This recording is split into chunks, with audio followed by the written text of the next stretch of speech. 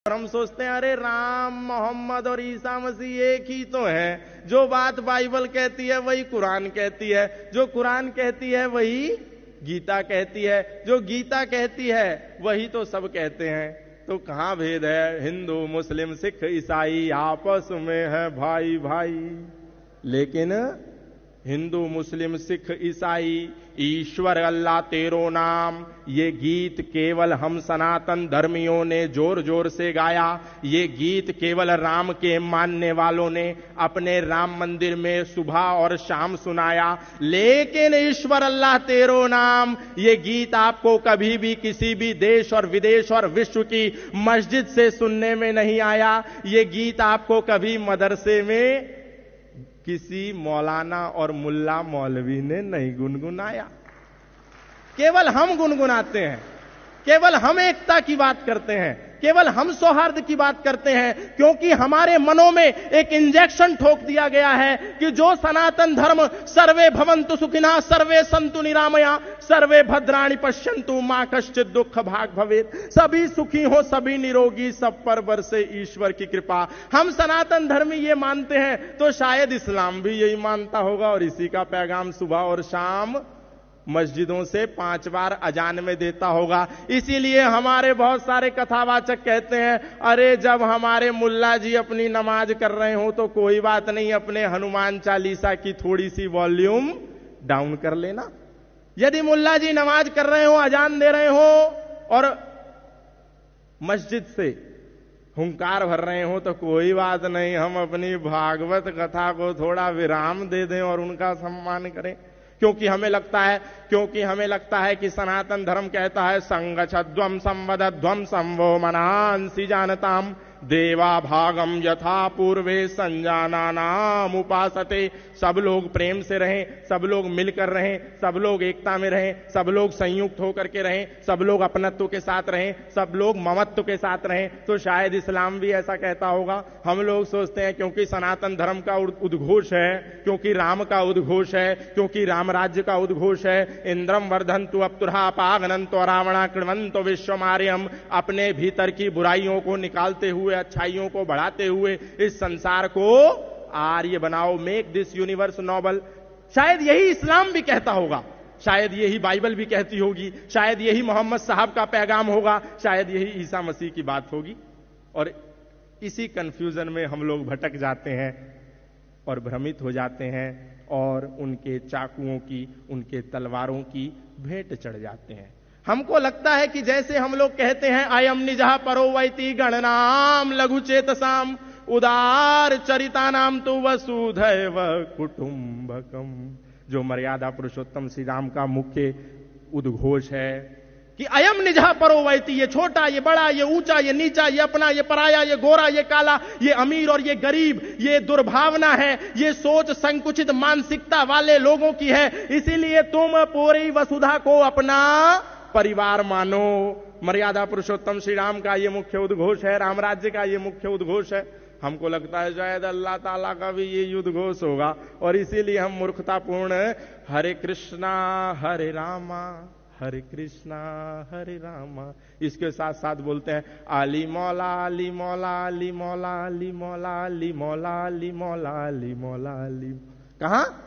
मस्जिद में नहीं, किसी मिंबर पे नहीं, किसी मीनार में नहीं, किसी मदरसे में नहीं, अपने सनातन धर्म की सबसे ऊंची पीठ राम कथा की व्यास पीठ से बैठ करके हमारे सनातन धर्मी, हमारे कथावाचक, हमारे धर्मगुरु इस बात को कहते हैं और हम उनकी इस बात को सुन करके न केवल ताली बजाते हैं बल्कि उनकी कथा करने के बाद उनकी पॉकेट में 4 करोड़ रुपए डाल करके बोलते हैं वाह बापूजी आपने कितनी बढ़िया कथा सुनाई, हमारे तो रोम रोम में ऊर्जा का संचार हो गया।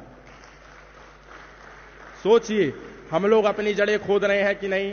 और ये धर्मगुरु, ये तथाकथित आचार्य, ये तथाकथित भगवादारी हम लोगों को बेवकूफ बना रहे हैं कि नहीं। जो सच्चे भगवादारी हैं उनका सम्मान हमें सबको करना है, ये बात याद रखनी है।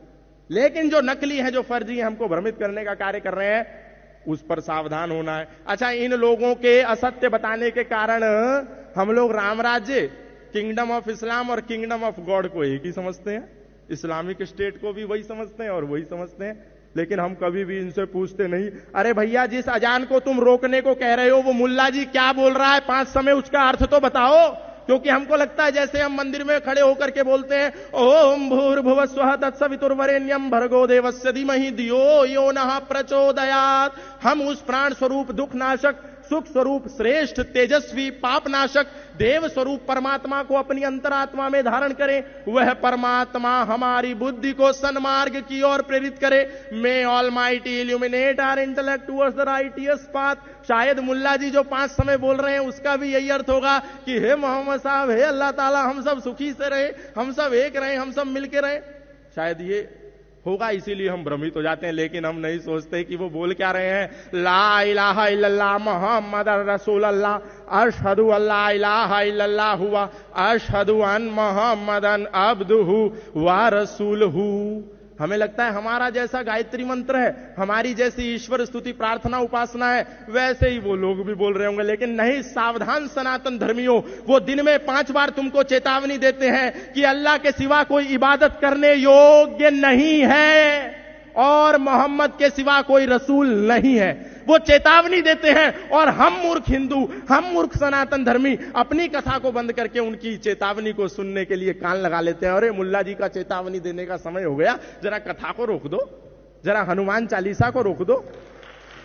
और ना केवल वो चेतावनी देते हैं तुम्हें, बल्कि जब तुम मर्यादा पुरुषोत्तम श्री राम की रामनवमी जन्मोत्सव आने पर अपने सनातनी भाइयों का संगठन करके समूह बना करके सड़कों पर शोभा यात्रा लेकर के निकलते हो, तो तुम्हारे ऊपर पत्थर बरसा करके ये कहते हैं कि हम तो तुम्हें दिन में 5 बार चेतावनी दे रहे थे कि अल्लाह के सिवा कोई इबादत करने योग्य नहीं है और मोहम्मद के सिवा कोई रसूल नहीं है। तुमने नहीं माना तो हम क्या करें? तुम तो सुन रहे थे। अब लो आंसू गैस के गोले मस्जिदों के ऊपर से, मदरसों के ऊपर से, मिंबर और मीनारों के ऊपर से तुम पर बरसाए जाते हैं, तुम पर पत्थरबाजी होती है और फिर भी तुम नहीं सुधरते और कहते हो ईश्वर अल्लाह तेरो नाम सबको सन्मति दे भगवान। अब सनातन धर्मियों का क्या होगा? अरे कौन बचाएगा तुमको? तुम्हारे अस्तित्व पर संकट है। तुम्हारी भूल है कि तुम वेद को, उपनिषद को, दर्शन को, गीता, महाभारत और रामायण को कुरान की श्रृंखला में ला करके खड़ा करते हो और बार बार कहते हो कि जो कुरान कहती है वही गीता में योगेश्वर श्री कृष्ण कहते हैं। अरे सावधान हो जाओ सनातन धर्मियों और पढ़ो अपनी गीता को, पढ़ो अपने उपनिषदों को, पढ़ो अपने वेदों को, पढ़ो अपने मनुस्मृति को, पढ़ो अपनी रामायण को और पढ़ो उनकी कुरान को, पढ़ो उनकी हदीसों को, ताकि तुमको पता चले कि धर्म क्या है और अधर्म क्या है, ताकि हम लोगों को पता